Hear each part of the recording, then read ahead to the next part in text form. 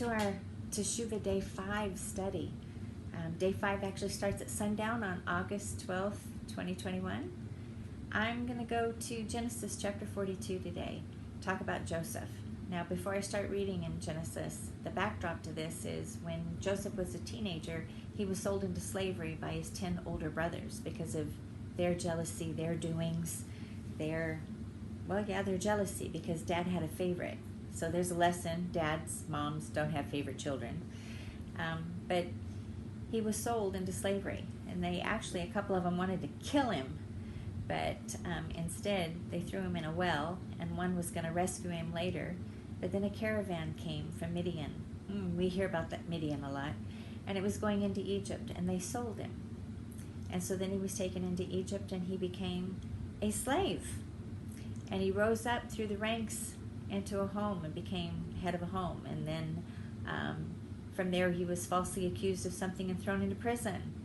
And he was in prison for a while. And then the prison guards saw that, everything he touched was pretty good, so they put him in charge of stuff. And eventually he was raised to be second to Pharaoh in Egypt. It's a pretty amazing story how God provided all of that. But this story is about the brothers. So let me start.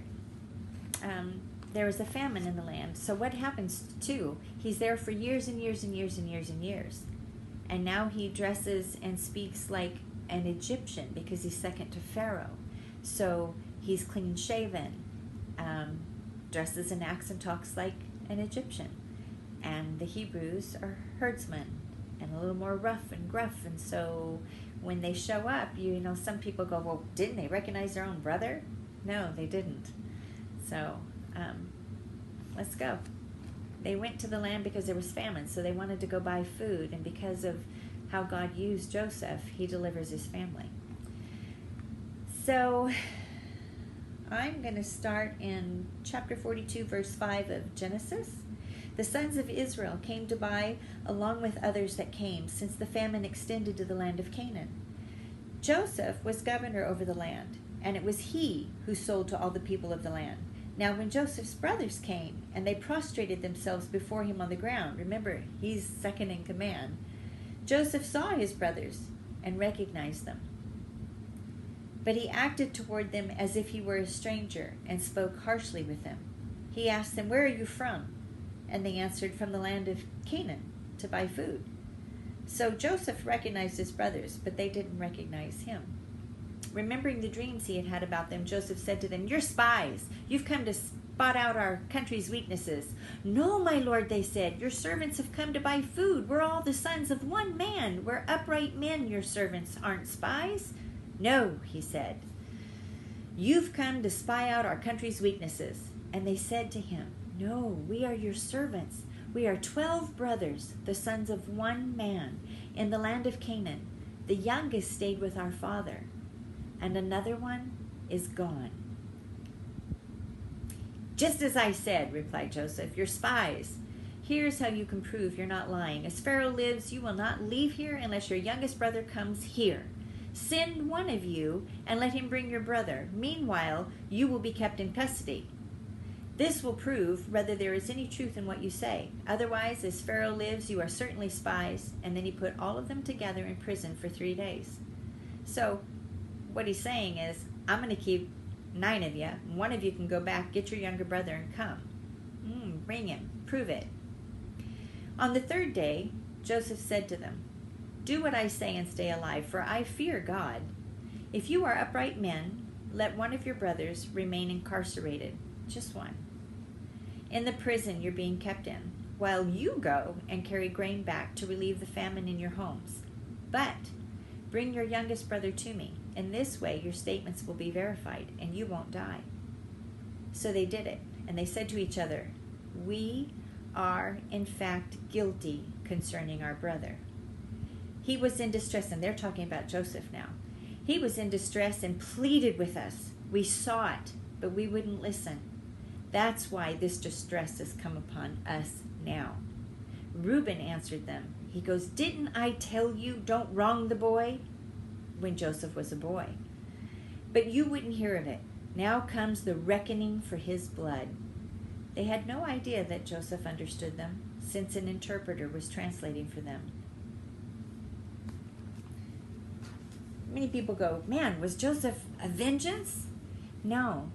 See, this is about the brothers. This is about the 10 older brothers. They were jealous of Joseph, and a couple of them wanted to kill him, but then one intervened and said, no, we don't hurt the boy. Let's put him in the well. So they threw him in the ground in a well. But then the caravan came along and they sold him. And then they took his robe to the father covered in blood and let the dad believe that he was dead or ripped apart by a wild beast.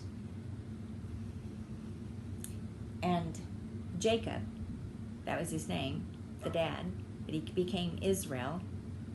He grieved over that boy. He grieved over the loss of his son Joseph. Then he had a younger one by the same mama, because remember he had a favorite wife. There's a problem. He had 4 wives. He had one that was favorite. And out of that favorite wife came a favorite son. And then the youngest was the son of the same wife. So you think all the attention then went to Benjamin, right? Yeah, probably. So now the brothers are going to protect Benjamin. All these years later, Joseph's testing their character. Are they going to betray the youngest brother? Are they going to betray their brother again? And this time, they don't. That's a story of Teshuva. Why? Because Teshuva, it means to stop, turn around, go a different way.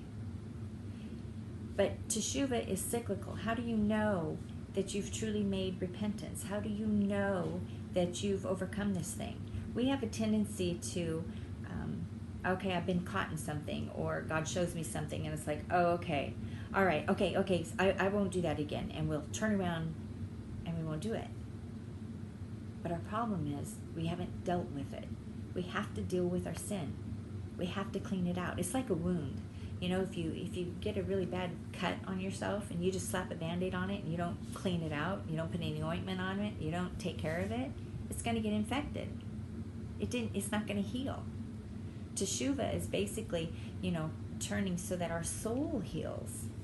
So if we just slap a Band-Aid on it, it's going to get infected. It's not going to heal.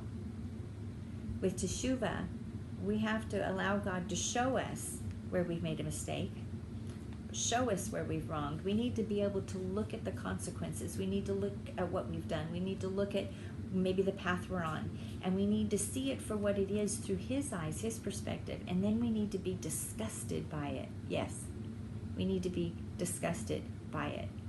We need to see it for what it is, that it's wrong, that it's not good, that it's not healthy, that it hurts people or hurts ourselves, that it's wrong.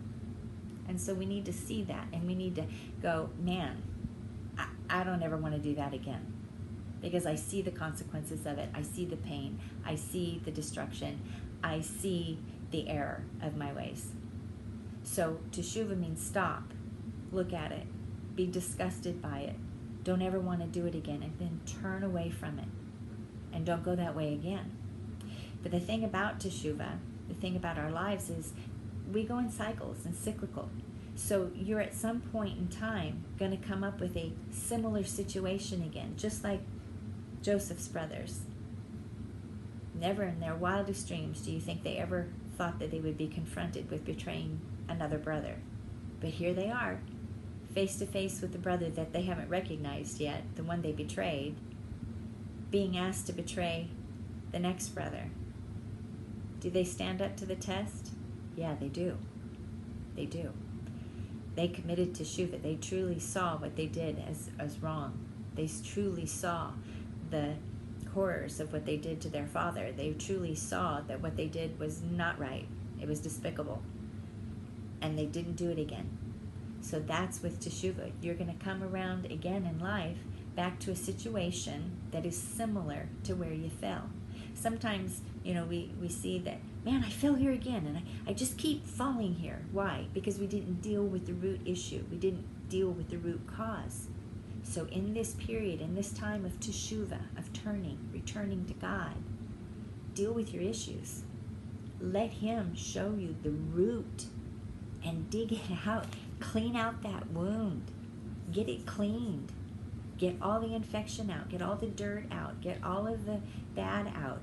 And then let him heal with a healing balm and an ointment so that it's whole. Then when you are faced with this situation again, you'll go, I know what that is. I recognize that. Now I'm not doing that again. I'm not falling there again. That's Teshuva, where you stop. You cease and desist. You look at it and you're like, oh man, you recognize it, that it's horrible. You ask for forgiveness. Oh, Father, forgive me for doing this. Forgive me for the consequence. I see this. I see what I've done. Forgive me. Receive that forgiveness, that healing. And then turn. Go back. Get back in His Word and step on the road again. You are no longer that failure. Okay? Don't let our failures stop us. We're human. We're going to fall. We're going to make mistakes. The question is, do we get up? Do we move on? Do we clean it out? Do we learn from it so that we don't do the same thing again? That's it. So with Teshuva, stop. Look at it. Recognize it. Don't do it again. You don't be disgusted by it. Turn back to God and walk correctly in His healing. That's Teshuva. That's Teshuva. Teshuva would be complete when we find ourselves. I wrote this sentence earlier, and I really liked the way it came to me. It's when we find ourselves in the same situation, but this time we make a better choice, a different choice, one where we overcome the temptation, one where we overcome the temptation that we succumbed to before, like Joseph testing his brothers. This time, they succeeded. So, let God heal your wounds. Go to Him, and when He shows you something, deal with it. There are things I can tell you, it's not easy. It sounds easy, and I mean, it is easy, but it's not. I found myself times like, oh God, I have to deal with that. You want me to what? Sometimes it takes restitution. Sometimes it takes confrontation. Confrontation is not negative, by the way. Not if you do it correctly.